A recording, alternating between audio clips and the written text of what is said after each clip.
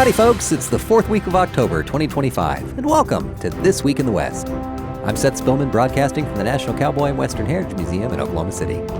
On this podcast, we share stories of the people and events that shape the history, art, and culture of the American West, and those still shaping it today. He honed his artistic eye on the banks of the Rhine River, but it was on the untamed reaches of the Mississippi and Missouri where he would craft some of the most vivid visual histories of the American West. Today, we tell the story of Karl Bodmer, whose works remain among the most evocative and accurate portraits of Native peoples.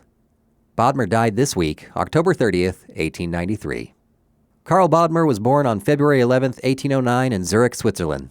Raised modestly, his early artistic training first came from his uncle, who was a skilled engraver and watercolorist. The intricacy of engraving gave Bodmer an eye and a skill for minute detail and accuracy.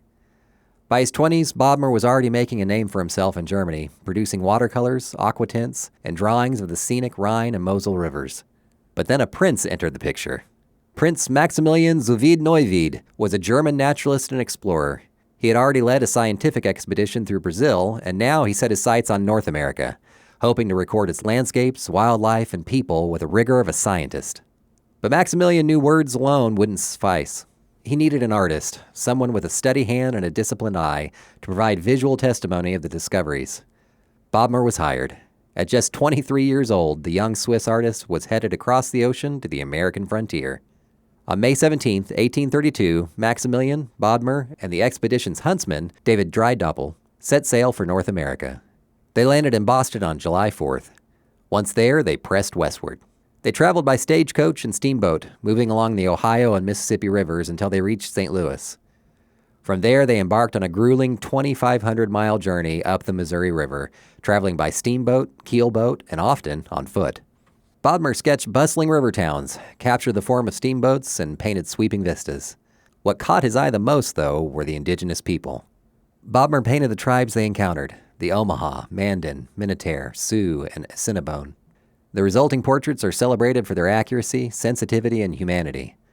Bodmer painted his subjects as individuals, not stereotypes, each with distinctive features, clothing, and presence. The prince, Bodmer, and their party endured brutal winters on the trail. Bodmer's paints even froze solid, and illness was a constant threat. At Fort Clark, stories tell of Bodmer becoming lost on the prairie, wandering for hours before returning to camp.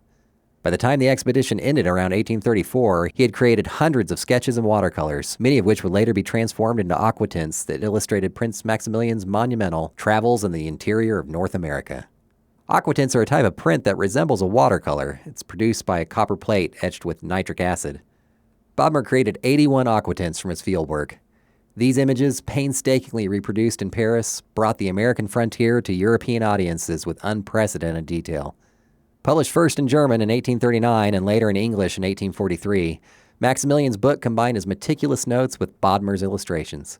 Together, text and image offered readers in Europe and the United States a vivid window into the American West, its landscapes, wildlife, and most crucially, its native people.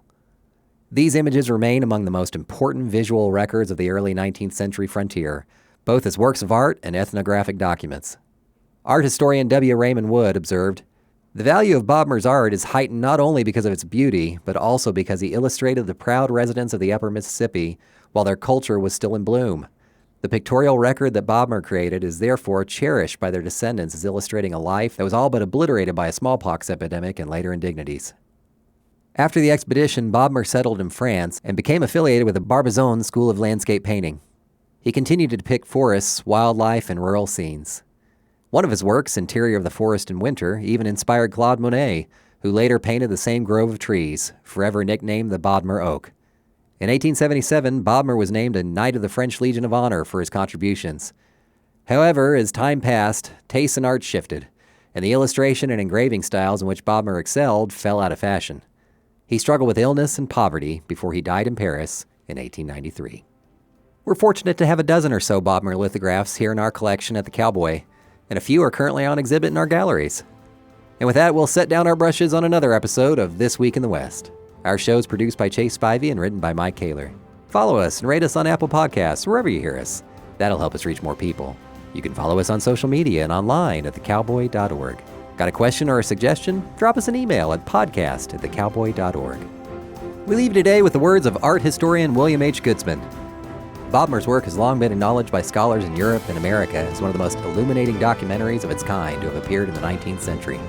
Today, more than 150 years after its publication, it still maintains this distinction. Much obliged for listening, and remember, come find your West here at the National Cowboy and Western Heritage Museum.